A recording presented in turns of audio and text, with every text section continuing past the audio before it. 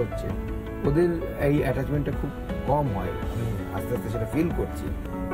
হয়তো বড় হলে হয়তো ঠিক হয়ে যাবে, বাবা এই কাজে ছিল, হয়তো বুঝতে পারবে, কিন্তু অবভিয়াসলি এটা একটা বিরাট লস। আগে একটা সময় এক্সপেকটেশন ছিল মেয়েদের যে বাবা, বড় মেয়ের বিশেষ করে, যে বাবা সাথে থাকবে, সাথে শোবে, আমি গেলে পরেও আমার সাথেই শোবে, এবং দুই মেয়ের মাঝখানে আমাকে শুতে হবে, এটা হচ্ছে ওদের ডিমান্ড। এও ছাড়বে না, ও ছাড়বে না। তো এখন সেই অ্যাটাচমেন্টটা কম।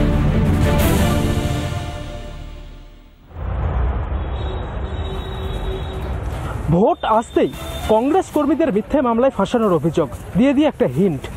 বিরোধী রাজনৈতিক দলের কর্মীদেরকে একাধিকবার মিথ্যে মামলায় ফাঁসানোর অভিযোগ উঠছে। আর এবার খোদ কংগ্রেস নেতা তথা প্রদেশ কংগ্রেসের সভাপতি, বহরমপুর লোকসভা কেন্দ্রের কংগ্রেসের প্রার্থী অধীর রঞ্জন চৌধুরী স্পষ্টত অভিযোগ করলেন, বহরমপুর পঞ্চায়েত সমিতির যিনি বিরোধী দলনেতা বাচ্চু মণ্ডল, তাকে মিথ্যে মামলায় ফাঁসিয়েছে পুলিশ। এবং এই বিষয়ে পুলিশ এবং প্রশাসনের বিরুদ্ধে একাধিক ক্ষোভ উগড়ে দিলেন প্রদেশ কংগ্রেসের সভাপতি অধীর চৌধুরী।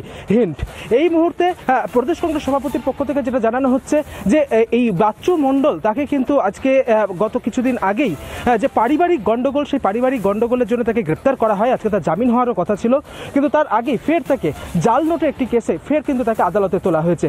হিন্ট, এবং এই ঘটনা প্রেক্ষিতে কিছুক্ষণের মধ্যেই অধীর চৌধুরী তিনি কিন্তু নির্বাচন কমিশনার তিনি দ্বারস্থ হয়েছেন, এবং গোটা বিষয়টি জেলা পুলিশ সুপার থেকে শুরু করে নির্বাচন কমিশনে তিনি জানিয়েছেন, এমনটাই কিন্তু অধীর চৌধুরী তিনি স্পষ্টত দাবি করেছেন।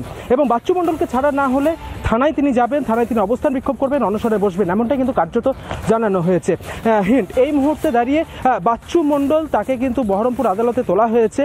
বিচারক কি রায় দেন সেদিকেই সকলের নজর রয়েছে। তবে এর আগেও একাধিকবার কংগ্রেস কর্মীদেরকে মিথ্যে মামলায় ফাঁসানোর অভিযোগ তুলেছিলেন প্রদেশ কংগ্রেস সভাপতি তথা বহরমপুর লোকসভা কেন্দ্রের কংগ্রেসের প্রার্থী অধীর চৌধুরী।